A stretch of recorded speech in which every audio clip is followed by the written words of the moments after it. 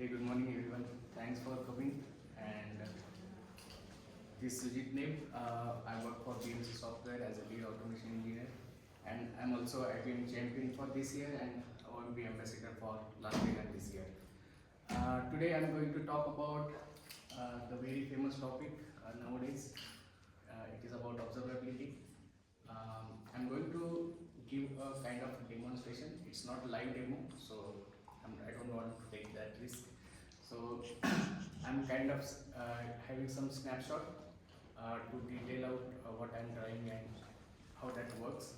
So it is all about visualizing Db2 for zeros with REST API. I also have one more option to get the Db2 data. Then I'll be working with OpenTelemetry to standardize it, and then we'll be displaying that into Grafana. So we'll see how that looks like. And first of all, I would like to take a moment for Mainframe, their first, not first, 10th anniversary. So yeah, I wish them a best. Sorry. Yeah. So okay, just to start with this session, I ran a poll to understand what the audience is more looking for. So there are a couple of options to get data out of Db2 for years. For this demonstration, I have provided two options like Db2 REST API, and there is one more Python plus IBM Db2 package. So both fetch exactly same type of data. The only difference is that how you call them and how you integrate them. So I guess 50% of people are interested to know both. So yeah, we'll cover both in this session. Yeah, so very straightforward agenda. We'll start with a story, how I started working on this POC, what problems I faced, one of the possible solution, because there are multiple solutions, multiple ways of doing it, and possible future with this, and then we'll conclude with Q&A and any questions, anything that you want to ask. Okay, so I'm sure everyone has tried the monitoring journey, and every monitoring journey starts with simple metric, maybe anything, let's say for row count, and it ends with visibility that empowers decision. So unless you see that into graphical format, you're not sometimes comfortable what it is going to look like, how many alters, creates or drops happening, how many changes are being done, or what is present inside the Db2 table. So we need visualization that gives us a clear picture about the Db2 tables. So with that, mainframe teams have been doing a lot research around SMF records, Db2 logs, and IMS logs for that matter, and multiple break scripts as well. But everyone was like doing on their own with their own tool sets, own technical stack. So there was missing a standardization, and I also faced similar kind of story when I ran first Db2 REST API with Prometheus exporter, and then ended exporting that into Grafana. But it worked, but it worked within silos. So I'm just trying to frame the story and get the solution to avoid this silo, and get a solution that can empower all of us to get more standardized data and more visualization to make powerful decisions. With my problem, I had kind of detailed those into a couple of sections. The first thing is fragmented observability. So as I said, like Rex output is different, Db2 logs is different, Db2 table output is different. Everywhere they have different output formats. There was a missing link between all those formatting and structures. Sometimes you get simple text out of your Db2 tables or simple or logs. So always you need to convert into JSON format, which is kind of standard nowadays, to inject into your observability or application performance monitoring platforms like Kibana um, and like that. So I also faced the same problem, and when I worked on OpenTelemetry, I kind of overcome those. So I will also explain about it. Then scalability issues. So scalability, when it comes to Prometheus, I don't know if you have worked it already, but Prometheus is having a problem when you scrape the data from using Prometheus. It needs a separate endpoint for each and every configuration. So maintaining all those is a very hard task. But yeah, that has scalability issues and limited flexibilities around the same thing, because Prometheus is more into metrics, and sometimes you will not be able to figure out what is happening with metrics. So you need logs, traces to understand more of what is happening around and then take an informed decision. And the major problem with Prometheus and such tools is vendor locking. So you have to stick to tool set to use such a scenario, and to overcome that, OpenTelemetry is going to be useful in that case. Yeah, and obviously operational overhead is one of the biggest challenge, because a lot of things needs licensing, standardization, and you have to maintain all those with latest kind of their versions. Okay, so there is a lot of operational cost involved. Okay, and I feel that it's my again personal opinion that OpenTelemetry is going to be the possible solution for this problem, because one tool that covers observability for covering metrics, traces, and logs. So here you can create and collect telemetry data, okay, for your application or for your environment, and forward it to wherever it is possible, like Prometheus, Grafana, Uptrace, Yager, like that. So these three things are all supported by OpenTelemetry, and that's a big advantage over using OpenTelemetry. And the other thing, nowadays they are developing so many integrations with the OpenTelemetry, so it will be easy to combine with all or your existing programs, or you can kind of try mix and match using the telemetry. Yeah, and the most important part is this is open source and vendor neutral, so 100% free. You go and just download the SDK or OTLP exporters and things like that, and it will be ready to use. And if you know that OpenTelemetry is now supported with Open Mainframe project, so yeah, there is a long I think there is a big community that supports the any problem that may come. For the comparison purpose, I have created this table to show the advantage over using OpenTelemetry, and there is one example where I used only Prometheus. Okay, so I created all those with feature like data types. So Prometheus supports only metrics, and OpenTelemetry covers metrics, traces, and logs. Collection mode is pull, that is script based. As I said earlier, it is endpoint based, so we'll see that in detail also. So that is pull based, whereas OpenTelemetry is push based, so we'll be exporting that to wherever we want.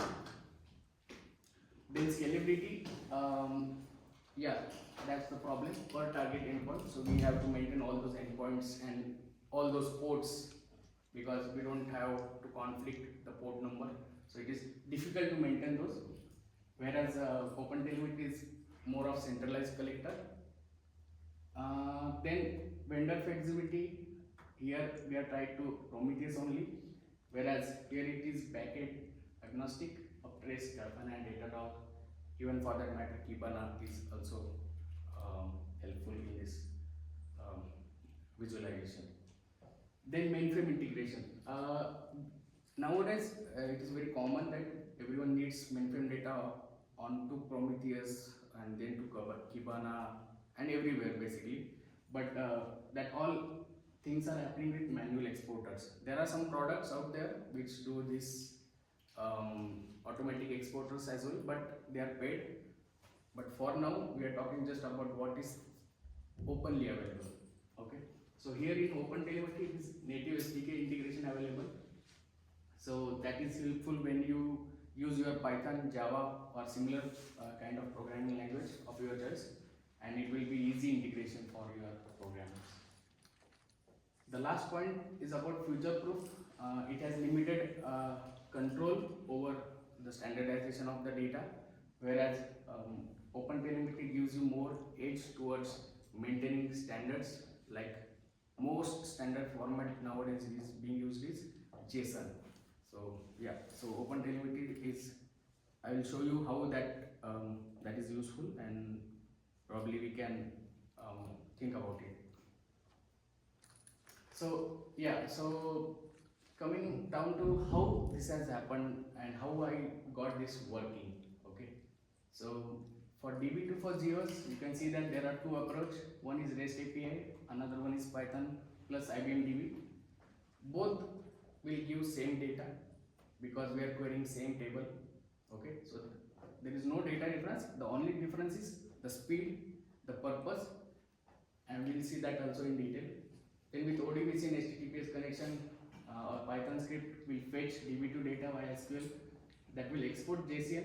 So this example is with OpenTelemetry as well as Prometheus, because OpenTelemetry is not storing any data.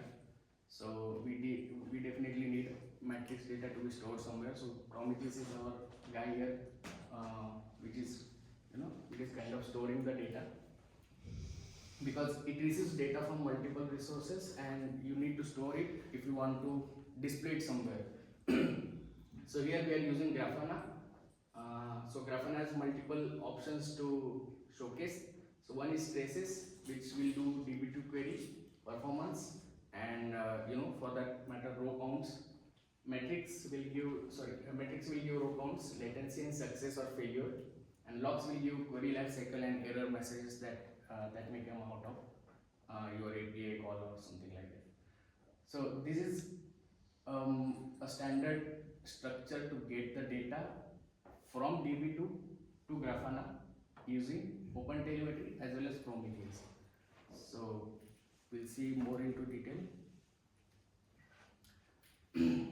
So integration with DB2 and observability. It is very much important because DB2 REST API and Python plus IBM DB package, they're widely popular nowadays, and you have to choose one approach because you can't do both. Okay, both has different purpose. So based on your purpose of usage, you can probably choose this. So for that comparison, I have added again two approach and couple of aspects. So integration target. So first one is ideal for backend apps and individual scripts where you just running or querying single data. That is useful. For DB2 for zeros REST API, ideal for dashboards, microservice, and OpenTelemetry exporters where you have huge data and you need a faster response, and you can again play with REST API with creation of those newly, or you can just update your existing API as well. Data exchange wise, this is also structured, but this is Python native and may need conversion. So sometimes when you get data out of DB2, it is not standard JSON format, so you have to convert that into this type of usage, whereas this is standard JSON output will be there, which can be easily consumable by Prometheus, Grafana, Trace, Kibana. The last and my favorite is ease of monitoring. So it is harder to expose metrics, need additional adjustments like ports, additional configuration like OpenTelemetry configurations, and even Prometheus YML configuration to scrape form and things like that. So this is bit harder, but I would say both are doing great in their own space, but it depends on all again your purpose. So the ease of monitoring is here is easy because is standard JSON call, REST call will give you JSON payloads, and it will again have standard basic authorization. With that, you can also have a track of what has been tried, what can be improved, things like that.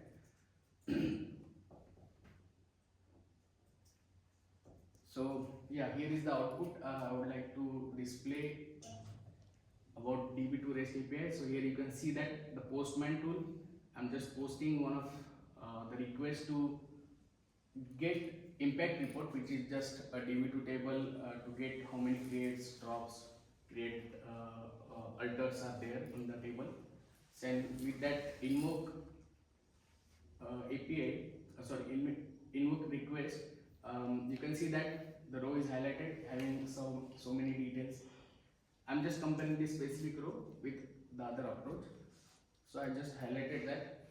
So here IBM DB2 DB driver. So best for Python programs need full SQL power and tightly coupled with DB2. So again, it is also JSON, but that is JSON tabular format. You will also find the raw JSON inside Postman. So it's all same. I'm just trying to give you the details, like the both approach face the same data. It's just that what you need and what you want. This is more simpler because you just have to create the DB2 REST service and then you reuse it. So here you will have to run the Python program again and again to get the JSON. So you will have to continuously keep on running this to get the live data. So yeah, we'll first see how it looks like. So Python plus IBM DB. Here it is standard connection string, the SQL that you want to run.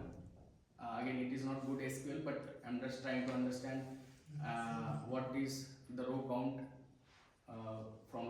from the table and with the clause. Then again, I'm trying to connect or establish the DB2 connection and get the details into stored into a JSON file. I haven't kept here the conversion process because it will not be a standard JSON file out of this. So, but yeah, that needs additional process. Then we'll talk about OTLP matrix exporter. That is again standard resource that you need to be defining. So service name, then matrix exporter where you will have some endpoints. You can either secure it or insecure. This is just on my machine, that's why I'm using insecure format. Then how periodic exporting you need. Then couple of other meter provider, like how the things you want to be exported. So but to enable this exporter, you need a small configuration into OpenTelemetry config YAML file, which is on your local machine. It may be Windows, Mac OS, or wherever you are running the Python program. So it needs to have the Prometheus endpoint. Here you can see that. I will show you. Okay. So here you can see that it is 0.0.0. All is localhost and 946 host. We are exporting there, and with that export, Prometheus is going to scrape. Okay.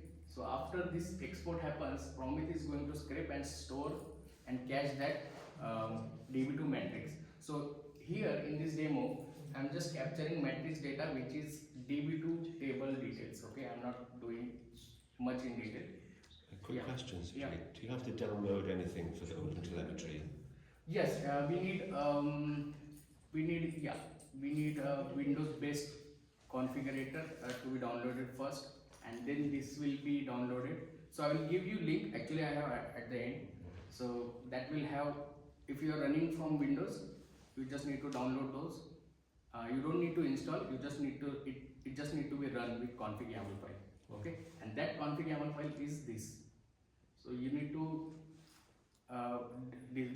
decide your ports, because there might be chance that you might be reusing ports. So just change the ports what is suits you, and then just run the OpenTelemetry.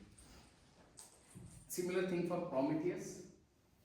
check what is the host name. So here I'm specifically doing host name because I'm not using localhost because this is Linux machine and I'm doing this on Windows. So I'm just exporting that to Linux machine, and then from there the Grafana is going to work. So now this Python script is getting run locally. So it fetches data successfully. I'm just printing out after, and this is TSO based credential, so I'm just entering password. This will run continuously. So exporter is running as I was showing you in earlier screenshot. So when it is run, so matrix gets available at localhost 9464. So this is the data that is the output of Python program. So here you can see that how many alters. The list was so big, but I just captured alter part. Alter with what work name, work owner. This is the count actually. So it just scrapes those. Okay. Yeah, and then the Grafana comes into picture. So Prometheus needs to be added as a data source on Grafana. Then there is an option that comes with Grafana to add your host, that is host name, and then what code you want to expose, and then create a dashboard. So by default they will also give you some dashboard with your data, but they not be as good as what we want. So sometimes you need some modification, otherwise you can create your own as well. So it totally depends on what type of data you are exporting to Grafana. Okay, and it will give you so many options to visualize it. So I am showing here one of the possible way. So here you can see that the JSON which was in like text format, now all that has like pictorial format. Here you can see that suppose 48 creates are happening, but what those creates are like: create index, create table, create table space, and create views. So all those bifurcation. Again, I have that work owner and work ID as filter. Refresh rate lasts 1 minute, so it may get continuously refreshed. And based on the selection of work owner and work ID, it gets updated. So it's a real-time update. And here you can also see that drop recreates. So there were 50. So those are now here divided into 4 categories. Okay. Any questions so far? Okay. Okay, so the future about this. So just imagine a unified observability platform, because I attended yesterday one of IBM session about this topic. They're also working on a lot of things to get this standardized with OpenTelemetry, and I think Zik Observability Connect is the tool that is going to be exporting all these metrics, and we don't have to work the first part, I think. Okay, so I haven't worked on that, so I don't want to give you false hope, but yeah, there may be a possibility that they will give you a ready-made data. You just need to export it wherever you want and just filter out what is required and what is not required. So that is unified approach that is going to happen with OpenTelemetry. So single dashboard, visualizing DB2 SQL response time, CICS transactions, API latencies, US system health, and all correlated. And that was I was referring to.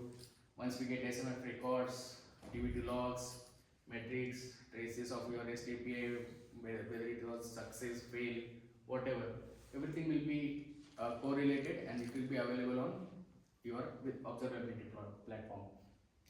So why it is so much important? Because it will be linked together with context propagation. So we'll have some context of like what it is all about, why we need it. Okay, and then with that we can filter out what is needed, and we can just scrape what is not needed. Okay. One of my colleagues just gave presentation on AI around this topic. So we can ingest AI driven anomaly detection as well once we get the logs out of DB2 or any other database, or even for logs for DB2 or SMF logs. And then probably we can ingest that into the clouds or mainframe, on-prem, wherever you want. Best thing about it is like means we don't have to install any specific agents, okay, and middleware, just open standards. So it is good to work with OpenTelemetry. So yeah, in my example as well as my experience showcase that Prometheus paved the way for open source monitoring on ZOS, but yeah, it is not the limited scope or limited tool set that we have. So OpenTelemetry is now extending it into complete platform. So it is going to be complete ecosystem that will help us to understand what the data means, and we can make best use of our data. Okay, the transition is smooth because I tried it, and you can see that OpenTelemetry can still export to Prometheus.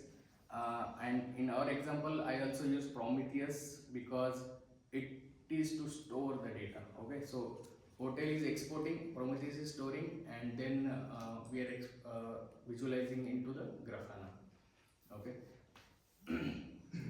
So yeah, the modern mainframe monitoring will look like open standards, no agents, and unified visibility. So that's all about my stack today. So yeah, the famous quote: "If Prometheus shows us what happened, that is like matrix. So OpenTelemetry tell us why that happened." So couple of reference. So Marcus, you were referring to some downloads, right? What you need to run OpenTelemetry on your. So this is the one link, and this is the one other link. Okay. You will find that. Okay. So feel free to reach out to these references because they are very useful and they are very detailed. So first two, if you look at those video and blogs, there is so much detail to give you an idea about how to run API or a request that comes or pulls data out of Db2 for ZOS. Third one is about installation. So if you are not aware about how to install this IBM DB, it is again a detailed guide about installation, and that is very good. Then OpenTelemetry documentation is general, but it will have everything that you need to run the show. In our case, we have used Python based OpenTelemetry because, and for that I have downloaded OpenTelemetry SDK for Python, so you can make use of that as well. There is a Git repo, so that will also give you what is needed if you are using specific system like Mac OS, Windows or Linux or wherever you are running. And if you want to understand what Grafana and Prometheus is all about, this is the best, because they work like together, okay, and they work best together. So you can probably give a start to work on these two things. Okay. So if you have any questions or any requests, probably you can. I have a question about that IBM DB and Yeah. versus REST services. Yeah. So, and then maybe a bit contrary in opinion, although I don't really know that. So, so how is it with the performance? Because I would assume that the REST services need to do all this conversion to JSON, and JSON is quite inefficient format. Whereas this IBM DB just gives you the data in some kind of binary format over that on the mainframe you will have to, the mainframe will have to convert the JSON for you if you are using this REST services, whereas the okay, wait. So my question is about like the performance of this. If you were to use this for like a lot of data, right? Mm-hmm. It seems to me that like the IBM DB would be better choice, but I am not sure. Okay. Better choice for what? For log data, I guess. Well, for getting the data out, because if you have to transform into JSON on the mainframe, right? It's and it's kind of inefficient format, but I think this IBM DB is probably using some kind of binary protocol and doesn't really convert the data. No, IBM DB is just a bunch of Python packages, Python libraries. You connect to DB2 via ODBC, Java 4. Yeah, so, okay, so ODBC, yes, ODBC. So I would assume that ODBC is a bit more efficient, like for a transfer of data than JSON. It's got translation protocols built in, so you download your data. Are you talking about EBCDIC, Unicode, ASCII? Well, not just EBCDIC, but actually if we are talking about metrics, right? If you want to convert a metric into JSON, instead of downloading a binary number or a floating point number or something, you are converting it to decimal representation, and then you are sending it sort of as an ASCII. Okay. Yeah. So I think JSON is quite inefficient. So I was wondering like whether there is some kind of performance implication of using one versus the other. Okay. So first of all, this program is running on my Windows machine. This is not on ZOS, but it is fetching data from Db2 for ZOS. Okay, with ODBC connection, as I was saying. Yeah. Okay. So what will happen is, that's what I was saying, that I don't have that part of conversion, but that is just to get the details what we want. Okay. So SQL query will give you a normal result what it is coming from the Db2 table. It won't be like binaries. No, I understand. What I'm saying is that the difference is where the conversion happens, right? If you are doing converting what? Well, converting these numbers to whatever JSON you want or whatever. Well, SQL is doing it. Yeah, SQL means I'm not doing anything here. Okay, this is Db2 REST API. This is Db2 service. I created it newly to fetch the row from one of the Db2 table. Okay. So when you do a select number from a table, you don't get the binary number back. You get the externalized representation of that number. If I do like select one from sysIBM dots, sysdefault. Well, I'm not sure whether ODBC will send you binary one. I don't think it sends you one as a string. I think it will send you a one as a binary number. And that's I think that's the difference that I'm talking about. But anyway, never mind. Don't worry about it. Okay, but yeah, anyway, it's not going to be binary data. I haven't faced it, okay, personally.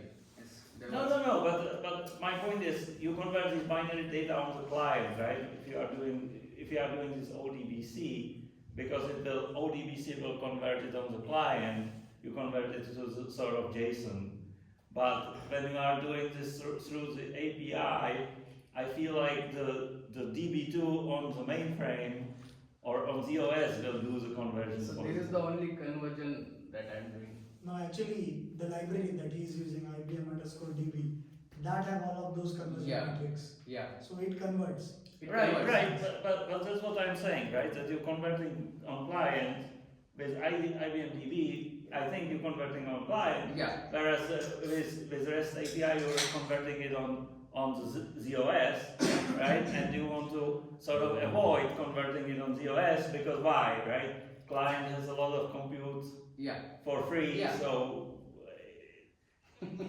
Yeah, it depends. Again, as I was saying, it totally. So I would assume there is a different performance if you want to do a lot of this. So there is a comparison of this performance as well, right?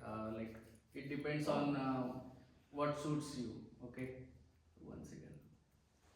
Okay, here you can see that where you need full SQL power, you can use IBM DB. Yeah. Okay, and where there is a lightweight. No, but see, I'm not saying this is how it is, right? Yeah. That was just my kind of assumption, and I wanted to know if if you actually looked into that or not. Or No, not yet. Okay. So yeah, this was just a POC. It's fine. But yeah, this is possible, and based on your purpose, you can try it out and compare the statistics.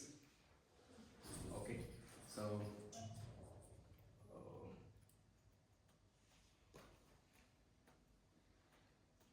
okay, so I think we came to references and then yeah, formal Q&A. Yeah. Thank you. Yeah. So the SCPA you just showed, can it be integrated to web interfaces as well, or it's just for Grafana or?